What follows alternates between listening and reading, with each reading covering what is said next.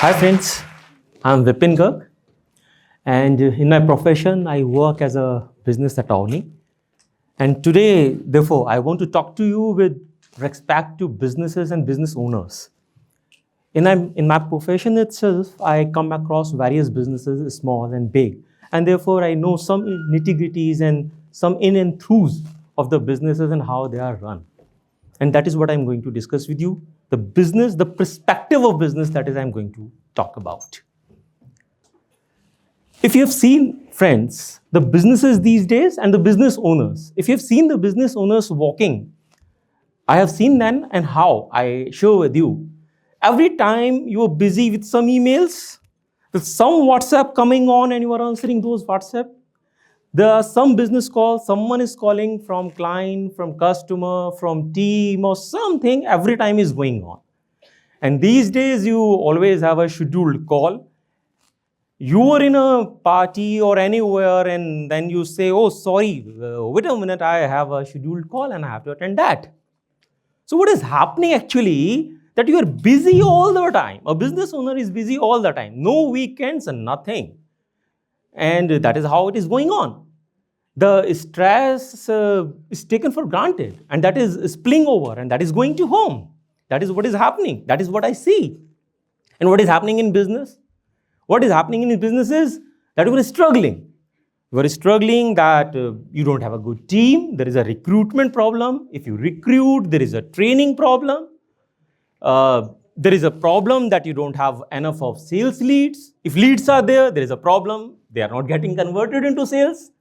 If it is sales, the problem is debtors are not paying. And your vendors are not giving enough credit. Your banks are there in good times. And in bad times, they walk away. When they are most needed, isn't it happening?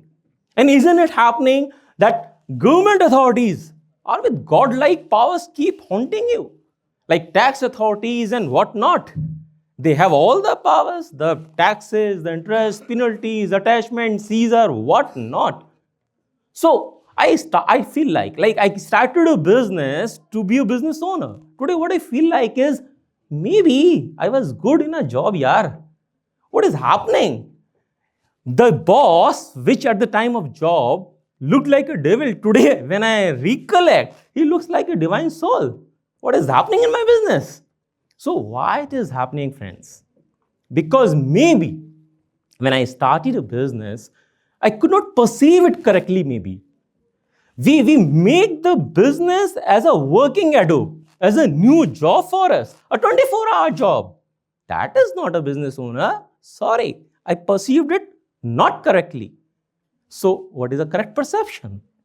In my sharing, friends, business is not your working Adobe to work 24 hours. It is an investment decision to my mind.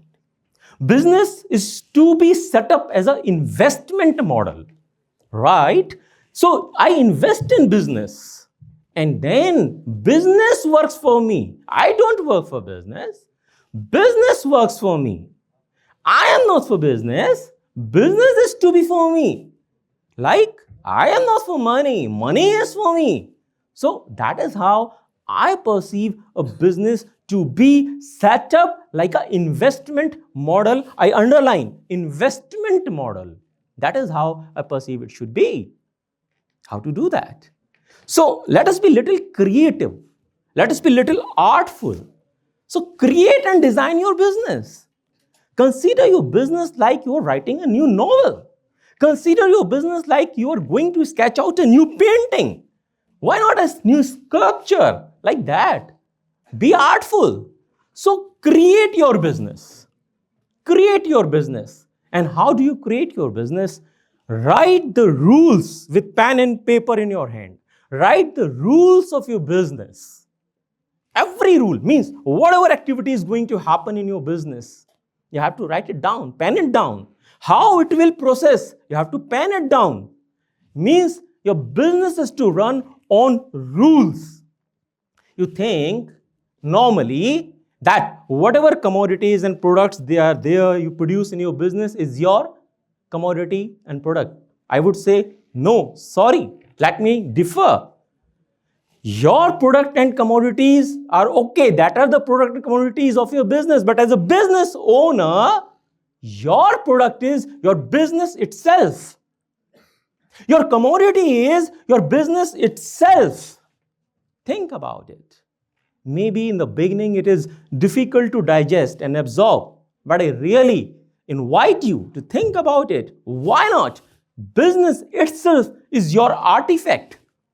So write down the rules by which your business will run. Write the movie and the script of your business, how the different roles your team will be playing. That is what technically we call organization chart. Define that. That is what I'm saying here. And your business is to run on rules. There are some rules which are already there you cannot do away with. And those are the rules what you call as law and regulations which are there. Whatever business you are in, there are a lot of rules and regulations from the government that are already there. And second set of rules, my friends, is your contractual things. You know, in business you get into execute various contracts, means various agreements, written or oral. I underline oral also, written or oral. That means these are your commercial and contractual commitments. So whatever the law is there governing your business is your statutory commitments. And whatever the contracts and agreements, written or oral, you are making is your commercial and contractual commitments. So your commitments have to run and to have a driving seat in your business. So pith and substances, you have to write down the way your business will run. And you have to write down what all challenges that will face. You have to vision it out and write down the solution, how they will be solved. They will be solved by your team, of course, but you have to have the guide by which your team will be guided. And when will you do this job, my friends? To do this kind of creative job, you ask any author, any writer, any novelist, any painter, any creative person.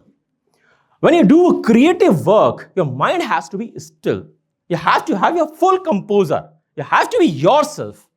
So what I have observed is, as a matter of fact, 24 hours, nobody can be with a still mind, composed of. 24 hours, it doesn't happen. We do get disturbed. We don't have that kind of peace every time. What I've observed it, and I find it, that if you can devote 4 first hours of your day, four first hours of your day, as early as possible. If you can do it, starting with 4 a.m., nothing like it.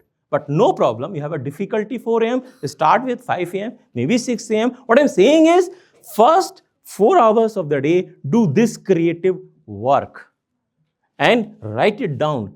I assure you, over a period of time, you will find that these 4 hours works like 8 hours at least, and maybe 10 hours for you in terms of productivity, and that is how a business is to run.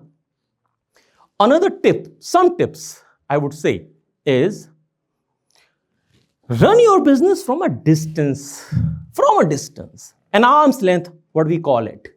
Meaning thereby, example, do involve in your business, but don't get indulged in your business.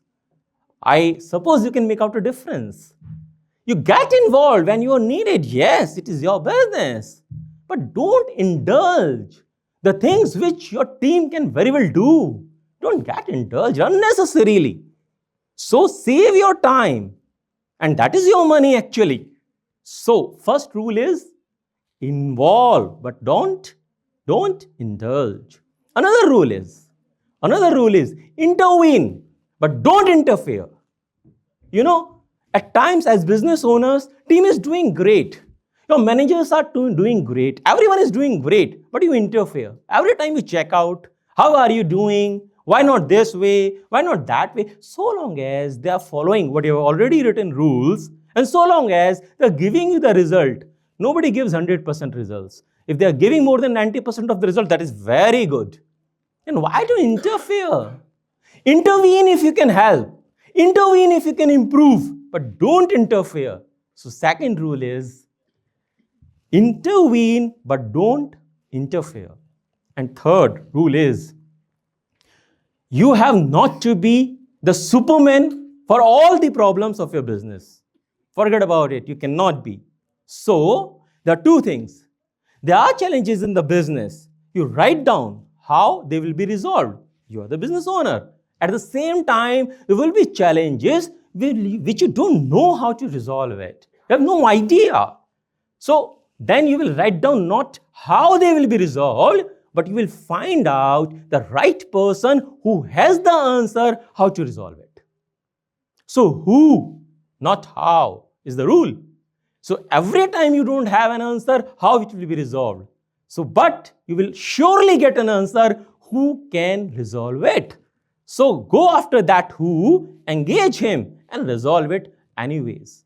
So, delegate, my friends. So, the art and science of delegation will save you the time, and that is how you will scale up. So, delegate. But mind it, when you delegate, don't abdicate. Delegation is one thing, but just let it go. The other will see whichever way. However the result is, that is abdication of your duty. So delegate with the guidance, don't abdicate. Another thing, my friends, is resilience. Resilience. Nobody can guarantee that your business will be earning profits all times to come, every time to come. Your business will be growing constantly and consistently. Nobody can guarantee. Your business is like a ship. There will be turbulent waters. There will be difficulties. There will be communication gaps. There will be expectation gap. There will be complaints from the customers, this, that, and whatnot. There will be complaints and there will be difficulties from the government as well. Authorities who have, these will come to, they have to happen. So the answer is resilience. I'm never saying that there is a way that the business will run smoothly forever. There will be difficulties, but there you have to have the resilience. Again, the calm and composure of your mind. And again, I said a 24-hour rule. Don't make your decisions in haste. When you are high in emotions, maybe you are angry, maybe you are frustrated. So don't make decisions, your business decisions, when you are high in the state of emotions. Follow a 24-hour rule. Means in 24 hours, I have observed that certainly you will get a block of period when your mind is now still and calm. And then you decide. So, if you can be still and calm for a longer period, if you can be still and calm for 24 hours, you can take decision instantly, no problem at all. Meditation can be a good tool for that. You do that, you practice that. You will learn how to be still and calm. More than meditation, what I say is, it is the meditative approach. So in your decision making, you should have a meditative approach. Otherwise, be lazy. Lazy is a good thing. Be lazy and wait when your mind is still and calm, and then you take the decision this way or that way, and then never look back. No regrets. One rule in business, no regrets. So whatever decision I take in my business, I never regret on that, provided, and it happens when all the decisions were with a composer, with a silent mind, with a peaceful mind, and that is how it is done. So resilience and 24 hours rule I'm sharing with you. Another thing, friends, is don't fall in love with your business. There are people, there are friends whom to fall in love with. Business is not something to fall in love. Business is something to earn you profit and cash flows. I'm not talking about book profits and accounting profits which you show in the balance sheet by a chartered accountant. I am also a chartered accountant, by the way. But I'm talking about cash profits which you can take home. So business is for that. Yes, to fall in love with is your team. Team who is working for you, you fall in love for that. You take care of them, absolutely. But don't fall in love for your business, because at times there may be segments of your business which needs amputation. At times you need to change the business altogether. Don't hesitate. don't hesitate. Use your team and re-transform your business. So, what I'm saying is, fall in love with the people in your life and in your business. But business is not something to get attached and fall in love with. Share your profits candidly and do all that. But don't fall in love with your business as such. And last thing I would share with you is, when someone calls charity, I would say business is the best form of charity. In charity, what you do? In charity, when I give, maybe I get an ego about it. And the other person who is receiving it, he doesn't accept the charity with respect and with pride. But in business, what do you do? In business, you enlarge your team and you make your team earn with pride.